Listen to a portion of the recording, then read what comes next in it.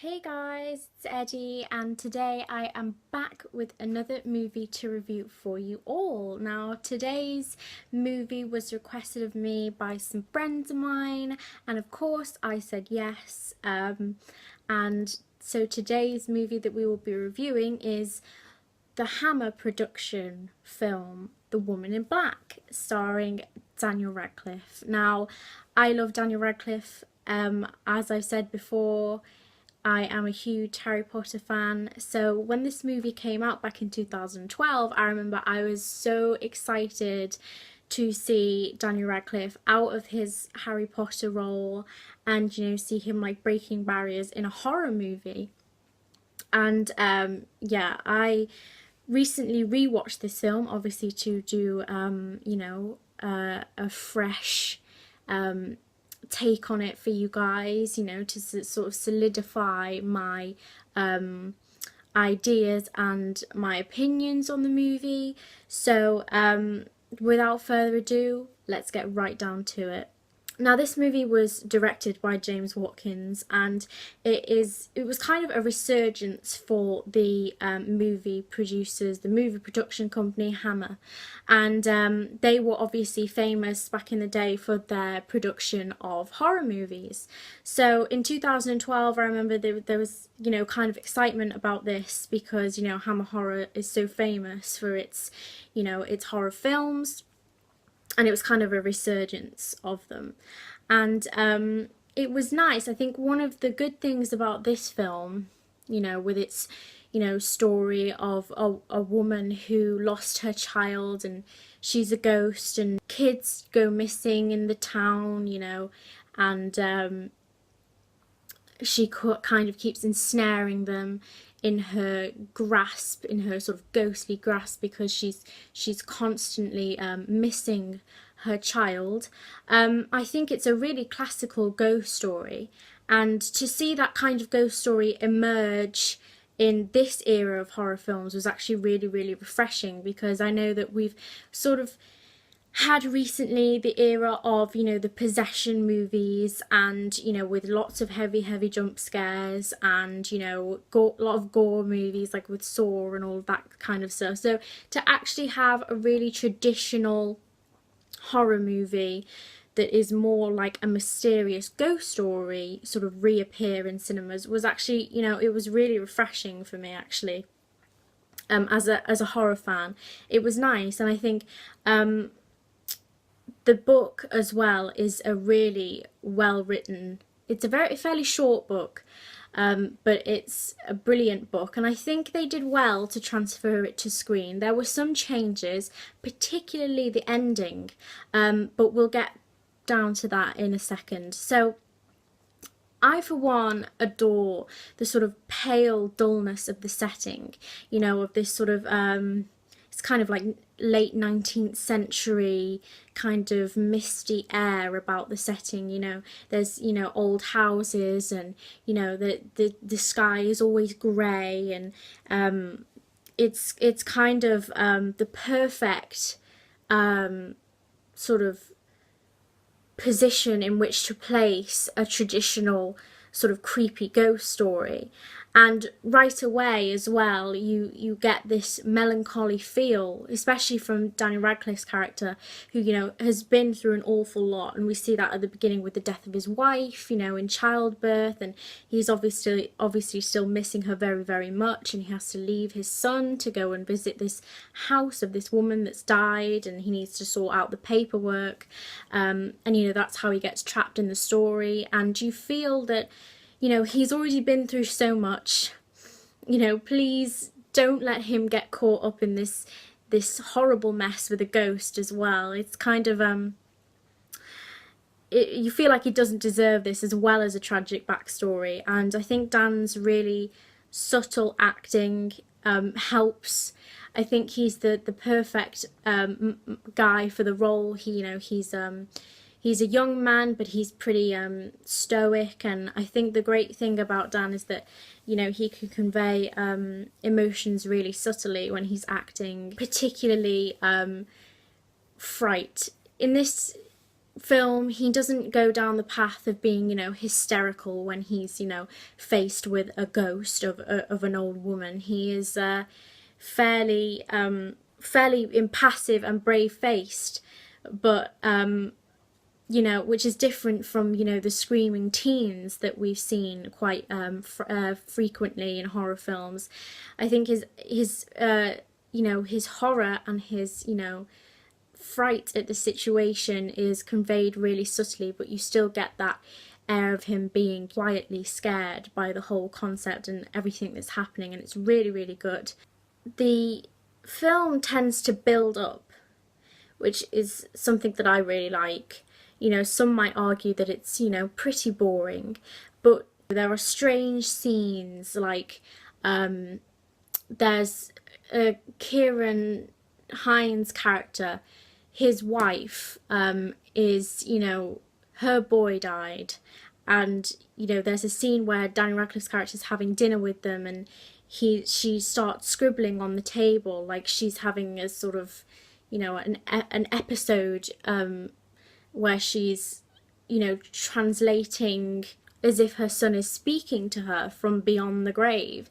And it's just these like weird scenes that contribute to this sort of weirdness of the film, and it sort of builds up the creepy anticipation of what's going to happen next. And this is also helped by the sort of really interesting and beautiful sort of ominous shots of, you know, the woman's house, you know, this old building that is sort of just grey and horrible, and you can see that it's completely run down, and, you know, you're like, oh, you don't want him to go in there, because, you know, that single shot of the house sort of isolated from everything else really helps build up the tension, and you can feel as if something bad is going to happen before it does. I would say that after watching the film, even with its jump scares, which I think are particularly clever jump scares, if at the beginning albeit a little bit annoying with, you know, the sort of the crow flying out of, you know, a piece of furniture, that's a little bit annoying, because you're like, oh, you know, stupid bird. But I think that sort of gives you a false sense of security, because, you know, as well as, you know, tricking the character, as well as tricking Dan's character into thinking that everything's all right, you know, it's just a bird, you know, more sinister jump scares follow. One that I particularly like is the face at the window when Dan is looking out into, you know, the sort of front porch, if you will, area of the house, and, you know, the face appears at the window. I think that was a really famous moment in the film, and yeah, I think the jump scares are really clever. They're not, you know, jump scares that are tedious. I think they are genuinely scary. But this is a film that after watching didn't really stay with me. As I said, it's a ghost story, so it's going to be tamer than a lot of the, you know, the sort of eerie, you know, sort of full-on possession movies that we see nowadays, like The Last Exorcism and all of that kind of stuff. It kind of relies more on the creepy tension, such as, you know, those long shots of Dan looking down the corridors and you're expecting something to jump out. It's that kind of stuff that makes you tense. But the whole idea, the whole image of the woman, it didn't really stay with me afterwards. It didn't, you know, I didn't see her when I closed my eyes to sleep. The image, the sort of story, it didn't stay with me. It didn't make me feel scared after watching, which, you know, some films obviously do. But nevertheless, I don't think that makes it any less enjoyable a film to watch. I think that the standout scenes for me are such scenes as when Dan encounters the vision of the woman hanging from the ceiling, and it's all very quick and sudden, and you know, that gives you quite a fright. And also the scene where the child in the basement lights herself on fire, and you can, it's very shocking, that part, very, very shocking. But you also see the woman in the corner, sort of her standing there as if she's made her do it. And yes, that, I think those are two standout scenes. They're very, very chilling, and I think they sort of helped to make the film, because I remember even having not watched it again as I did recently for this review, I remember those scenes in my mind standing out before I rewatched it. I was like, oh gosh, you know, remember those scenes? They were pretty horrific, but really enjoyable. I think they added a really sort of shocking edge to the film. Now, the ending, as I was saying earlier, is a huge change to the book.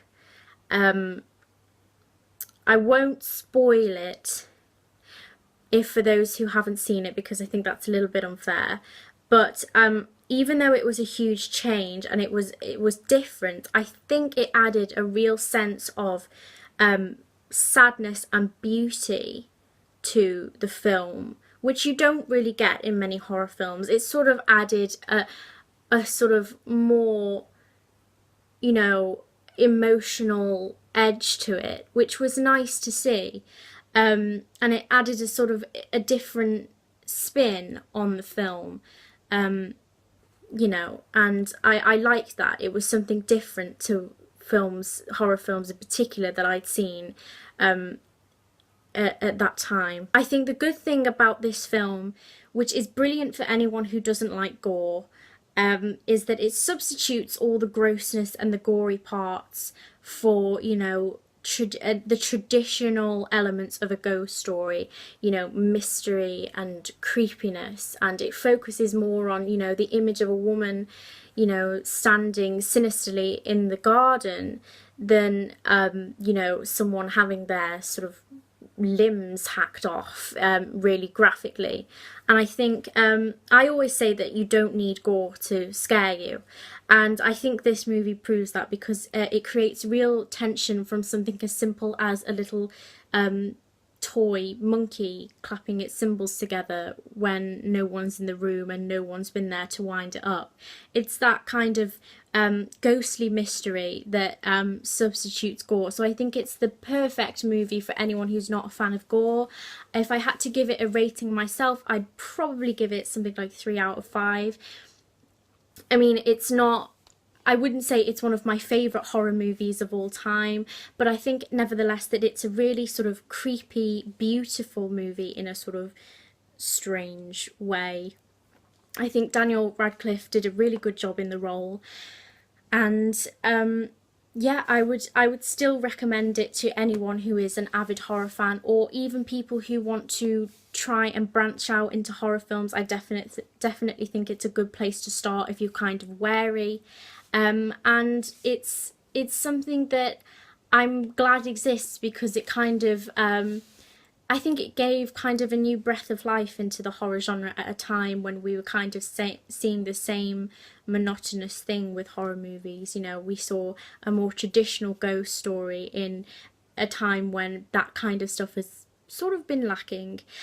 So I do enjoy this film and I would recommend it, and I hope that you enjoyed this review.